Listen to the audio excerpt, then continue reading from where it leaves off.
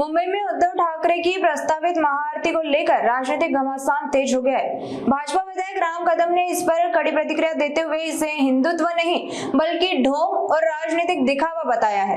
राम कदम ने आरोप लगाया कि पहले जिन लोगों ने राम मंदिर निर्माण का विरोध किया और जिनके साथ गठबंधन किया, आज वही राम भक्ति का प्रदर्शन कर रहे हैं। उन्होंने कहा कि यह वास्तविक आस्था नहीं बल्कि राजनीतिक फायदे के लिए किया गया कदम है।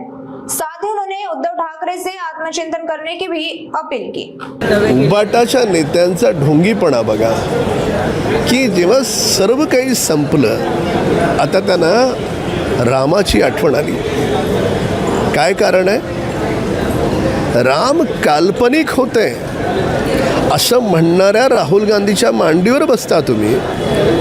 राम मंदिर होऊच नाही म्हणून प्रयत्न करणाऱ्या काँग्रेस सोबत हात मिळवता तुम्ही। काय नैतिक अधिकार आहे तुम्हाला रामावर बोलण्याचा? राम वगैरे काही नाही।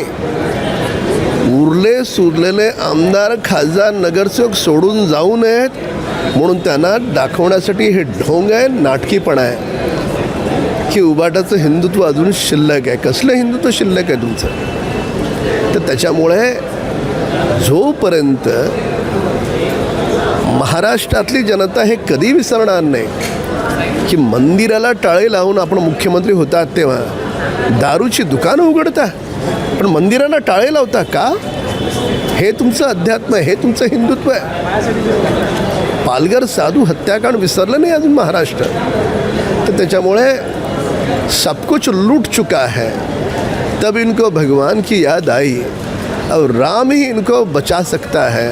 पर राम को भी पता है ये राम वाले नहीं हैं। स्वतः चिंतन करा। कोणाचं ऑपरेशन झालं आहे महाराष्ट्रानं पाहिलं, वारंवार ऑपरेशन का होतं आहे याचं त्यांनी चिंतन आणि मंथन केलं तर कदाचित फायदा होईल त्यांना। पण अजूनही अहंकारात आहेत। तुम्हाला जर वाटत असेल हे दुसऱ्याचं ऑपरेशन आहे तर शुभेच्छा तुम्हाला।